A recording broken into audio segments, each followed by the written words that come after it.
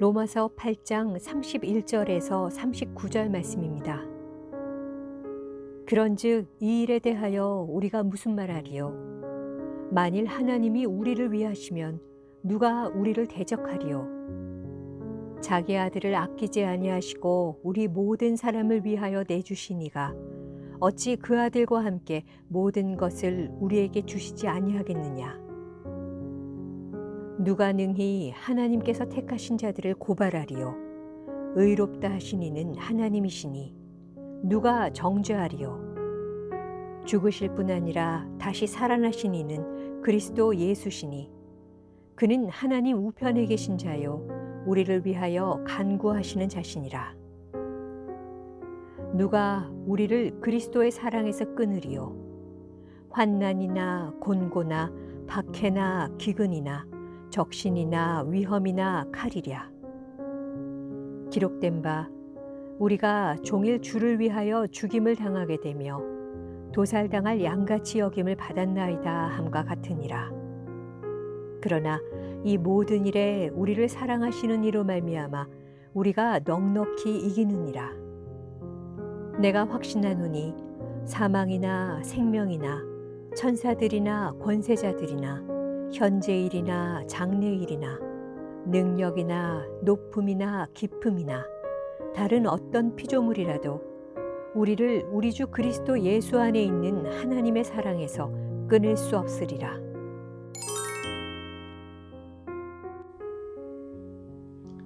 정호승 시인의 허물이라는 시가 있습니다. 느티나무 둥지에 매미 허물이 붙어 있다. 바람이 불어도 꼼짝도 하지 않고 착 달라붙어 있다. 나는 허물을 떼려고 손에 힘을 주었다. 순간 죽어 있는 줄 알았던 허물이 갑자기 몸에 힘을 주었다. 내가 힘을 주면 줄수록 허물의 발이 느티나무에 착 달라붙었다. 허물은 허물을 벗고 날아간 어린 매미를 생각했던 게 분명하다.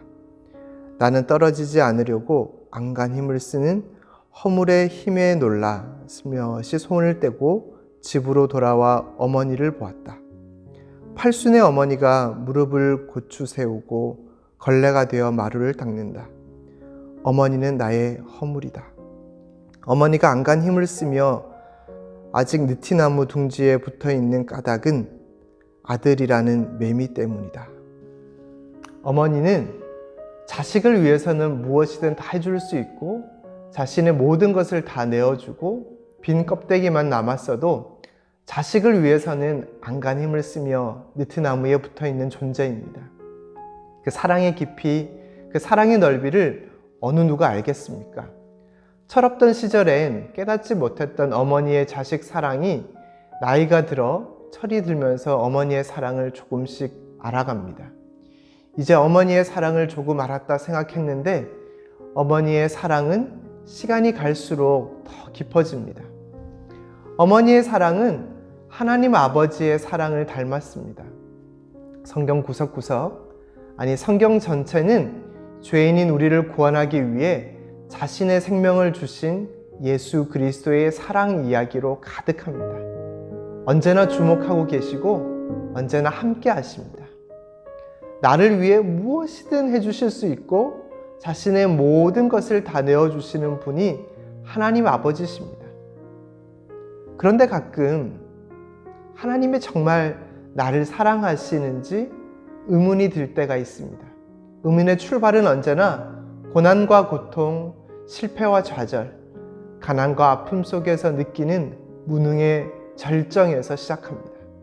하나님 아버지, 사랑의 하나님, 나밖에 모르시는 분이시며 그분은 사랑의 대명사이신데 어떻게 나를 환난과 공고 속에 두며 가난함과 위험에 내버려 두실 수 있을까? 이런 질문이 절로 나올 때가 있습니다. 그런데 하나님의 사랑, 하나님의 선은 우리가 생각하는 것보다 훨씬 더 크고 깊고 넓습니다. 하나님은 하나님의 자녀인 우리에게 원하시는 것이 있습니다. 그것은 앞선 29절에 그 아들의 형상을 본받도록 하는 것입니다. 예수님 닮은 사람으로 우리의 인격이 새롭게 되는 것을 원하십니다. 그래서 하나님은 모든 것을 사용하십니다. 인간이면 누구나 겪게 되는 좋고 나쁜 일뿐만 아니라 예수님을 믿고 따르는 데서 오는 고통과 아픔도 포함됩니다. 그런데 중요한 것은요, 사랑이라는 이름으로 받는 환난과 고통, 실패와 좌절, 가난과 아픔을 받아들이기가 어렵고 이해하기가 어렵다는 것이지요. 바울은 하나님의 사랑을 느끼지 못하는 로마 교회 성도들을 향해 5가지 질문을 합니다. 첫 번째 질문은 31절에 기록되어져 있는데요. 하나님이 우리를 위하시면 누가 우리를 대적하리요? 두 번째 질문은 32절. 자기 아들을 아끼지 아니하시고 우리 모든 사람을 위하여 내주신 이가 어찌 그 아들과 함께 모든 것을 우리에게 주시지 아니하겠느냐? 세 번째 질문 33절입니다.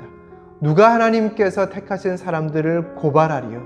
네 번째 질문은 34절인데요. 누가 정죄하리요? 마지막 5번째 질문입니다. 35절에 누가 우리를 그리스도의 사랑에서 끊으리요?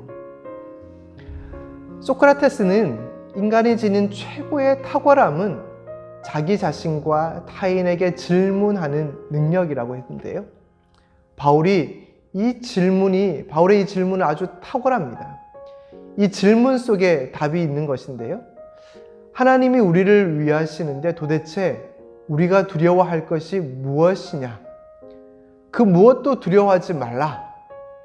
하나님께서 가장 소중한 이들을 우리에게 주셨는데 아무것도 못 받을 것처럼 근심하지 말라. 하나님이 우리를 의롭다 하셨는데 왜 죄책감을 느끼고 용서받지 못할 사람처럼 사는가? 아무도 고발하지 않으니 죄책감 느끼지 말라. 예수님이 우리를 변호하시는데 누가 정죄한단 말인가? 자신을 정죄하지 말라. 끝으로 고난과 고통, 실패와 좌절, 가난과 아픔 속에서 하나님으로부터 사랑받지 못하고 버림받았다고 생각하지 말라. 환난, 어려움, 핍박, 굶주림, 헐벗음, 위험, 칼이 우리를 향한 하나님의 사랑을 끊을 수 없다고 질문 속에서 답을 하고 있습니다. 그 어떤 최악의 상황에서도 우리는 버려진 자, 실패자가 아님을 기억하시길 바랍니다. 37절에 그 모든 일에 우리를 사랑하시는 이로 말미암아 우리가 넉넉히 이긴다고 말씀하십니다. 사랑하는 여러분, 하나님의 부재와 같은 상황에서도 하나님은 사랑으로 임재하시며 우리와 함께 하십니다. 하나님의 사랑은 인간이 경험하는 그 어떤 것, 사망이나 생명, 우리에게 주어진 시간, 현재 일이나 장래 일, 우리가 상대하기 힘든 그 어떤 것, 능력이나 공간적인 한계, 깊음이나 높음도 그 무엇도 우리를 끊을 수 없고 그 어떤 상황에서도 우리를 사랑하시고 그 모든 것을 통해 우리를 예수 그리스도를 본받도록 만들어 가신다는 것을 잊지 마시길 바랍니다. 아들이라는 매미 때문에 안간 힘을 쓰며 느티나무 둥지에 붙어있는 어머니처럼 우리 때문에 온 힘을 다해 십자가를 지신 예수님이십니다. 이 놀라운 십자가의 사랑으로 어떤 형편과 상황 속에서도 넉넉히 이기는 하나님의 사람들이 되시기를 바랍니다. 오늘도 올리브입니다.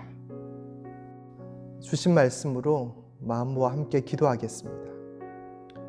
어떤 상황에서도 우리를 사랑하시는 하나님의 깊고 넓은 사랑으로 주어진 삶을 넉넉히 이기는 삶이 되게 해 주옵소서.